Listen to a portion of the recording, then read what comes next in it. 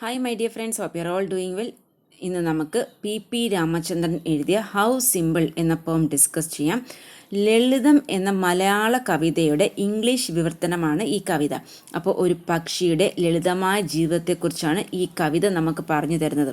അതുപോലെ തന്നെ കവി ഇവിടെ പറയുന്നുണ്ട്, മനുഷ്യൻ സൃഷ്ടിയുടെ കിരീടമാണെന്ന് അഭിമാനിക്കാമെങ്കിലും, അതായത് നമ്മൾ ബോസ്റ്റ് ചെയ്യാറുണ്ട് ടൗൺ ഓഫ് ക്രിയേഷൻ ആണെന്ന്. അപ്പം കവി എന്താണ് നമ്മോട് പറയുന്നത് എന്ന് വെച്ച് കഴിഞ്ഞാൽ, ചുറ്റുമുള്ള പക്ഷികളിൽ നിന്നും മൃഗങ്ങളിൽ നിന്നും നമുക്ക് ധാരാളം പഠിക്കാനുണ്ട് എന്നാണ് കവി ഇവിടെ നമുക്ക് പറഞ്ഞു തരുന്നത് ഈ കവിതയിലൂടെ. അതുപോലെ ഈ കവിതയുടെ ഫസ്റ്റ് 3 സ്റ്റാൻസാസിൽ സ്പീക്കർ ബേർഡാണ്, ലാസ്റ്റ് സ്റ്റാൻസാലെ സ്പീക്കർ പോയിറ്റും. അപ്പം നമുക്ക് ടോപ്പിക്കിലോട്ട് കടക്കാം. Nothing more than a sweet cry to say I am here. അപ്പം ഞാൻ ഇവിടെ ഉണ്ടെന്ന് ലോകത്തെ അറിയിക്കാൻ ഒരു മധുരമുള്ള ചെറിയ കൂവൽ മാത്രമേ, അത് ഒരു ചിർപ്പിംഗ്, ബേർഡ്സ് ഉണ്ടാക്കുന്ന സൗണ്ട് ഉണ്ടല്ലോ, ഒരു സ്വീറ്റ് ലിറ്റിൽ ക്രൈ, ആ മധുരമുള്ള ചെറിയ നിലവിളി മാത്രമേ ആവശ്യമുള്ളൂ പക്ഷി സ്ഥിരീകരിക്കുന്നു. അപ്പോൾ ഈ വർത്തമാന കാലത്ത്, അത് പ്രസൻറ്റ് ടൈമിൽ അതിൻ്റെ അസ്തിത്വം, അതിൻ്റെ എക്സിസ്റ്റൻസ് പ്രകടിപ്പിക്കാനുള്ള അനായാസമായ എഫേർട്ട്ലെസ് സിംപ്ലിസിറ്റിയാണ് പക്ഷി ഇവിടെ വിവരിക്കുന്നത്. ഇവിടെ ഉണ്ടെന്ന് ഞാൻ എന്നറിയിക്കാൻ മധുരമായൊരു കൂവൽ മാത്രം മതി എന്നതിലൂടെ. അടുത്ത സ്റ്റാൻസ നോക്കാം. A dropped feather is all that says I was here. First സ്റ്റാൻസിൽ ഐ ആം ഹിയർ എന്ന് പറഞ്ഞു, ഇപ്പം ഐ വാസ് ഹിയർ എന്നാണ് പറഞ്ഞത്. അപ്പോൾ ഇവിടെ ഉണ്ടായിരുന്നു ഞാനെന്നതിനൊരു വെറും തൂവൽ താഴെ ഇട്ടാൽ മതി.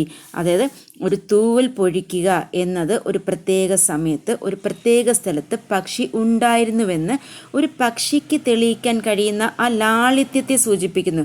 അപ്പോൾ ഒരു തൂവൽ പൊഴിച്ചുകൊണ്ട് പക്ഷി ഭൂതകാലത്തിലെ പാസ്റ്റ് ലൈഫിലെ അതിൻ്റെ എക്സിസ്റ്റൻസ് തെളിയിക്കാൻ ആഗ്രഹിക്കുന്നു. അപ്പോൾ പക്ഷി ഒരിക്കൽ നിലനിന്നിരുന്നു, എക്സിസ്റ്റ് ചെയ്തിരുന്നു എന്നതിൻ്റെ സ്ഥിരീകരണം കൂടിയാണ് ഈ തൂവൽ പൊഴിക്കൽ. അപ്പോൾ ഇവിടെ കവി നമുക്ക് എന്താണ് മനസ്സിലാക്കി തരുന്നതെന്ന് വെച്ച് കഴിഞ്ഞാൽ, ഓർമ്മിക്കപ്പെടാൻ വേണ്ടി പ്രതിമകളും സ്മാരകങ്ങളും സ്ഥാപിക്കുന്ന മനുഷ്യരിൽ നിന്നും വ്യത്യസ്തമായി പക്ഷി അതിൻ്റെ നാച്ചുറലായിട്ട് സ്വാഭാവികമായി ചെയ്യാൻ കഴിയുന്ന എന്തെങ്കിലും ചെയ്തുകൊണ്ട് അതിൻ്റെ പാസ്റ്റ് ലൈഫ് എക്സിസ്റ്റൻസിനെ സ്ഥിരീകരിക്കുന്നു. അപ്പോൾ അടുത്ത 3rd സ്റ്റാൻസ നോക്കാം. The warmth of brooding says I will be here. അപ്പം ഇനിയും ഉണ്ടാകുമെന്നതിന് സാക്ഷ്യമായി അടയിരുന്നതിന് ചൂട് മാത്രം മതി എന്നാണ് പക്ഷി പറയുന്നത്. അപ്പം പക്ഷി ഇവിടെ ഉണ്ടാകുമെന്ന് എങ്ങനെ സാക്ഷ്യപ്പെടുത്തും? അത് ഇറ്റ് വിൽ ബി ഹിയർ എന്നുള്ളതിന് എങ്ങനെ സാക്ഷ്യപ്പെടുത്തും? അതായത് താൻ ഇവിടെ ഉണ്ടാകുമെന്ന് പക്ഷിക്ക് സാക്ഷ്യപ്പെടുത്താൻ വേണ്ടത് ആ വാംത്ത് ഓഫ് ബ്രൂഡിങ് മാത്രമാണ്. അതായത് പക്ഷി അതിൻ്റെ സന്തതികളിലൂടെ അതിൻ്റെ അമർത്യത, ആ ഇമ്മോർട്ടാലിറ്റി, ഭാവിയിലെ അസ്തിത്വം, അതായത് ഫ്യൂച്ചർ എക്സിസ്റ്റൻസ് ഉറപ്പാക്കുന്നു. അപ്പോൾ ലാസ്റ്റ് ആൻസറിലോട്ട് നമുക്ക് പോവാം. How do birds tell their lives with such brevity. അപ്പം കവി ചോദ്യമാണ്, ഇതിലുമേറെ ലളിതമായി എങ്ങനെ കിളികൾക്ക് ആവിഷ്കരിക്കുന്നു ജീവനെ, എങ്ങനെ കിളികൾക്ക് ആവിഷ്കരിക്കുന്നു ജീവനെ എന്നാണ് ചോദിക്കുന്നത്. അത് പക്ഷികൾക്ക് ജീവിതത്തിൻ്റെ ലാളിത്യം പ്രകടിപ്പിക്കാൻ ഇതിലും മികച്ച മാർഗമുണ്ടോ എന്ന ഒരു റെക്ടോറിക്കൽ ക്വസ്റ്റ്യൻ ചോദിച്ചുകൊണ്ടാണ് ഈ കവിത അവസാനിക്കുന്നത്. അപ്പോൾ ഒരു പക്ഷിയുടെ ജീവിതത്തിൻ്റെ ലാളിത്യത്തിന് ഈ കവിത ഒരു സാക്ഷ്യമാണ്.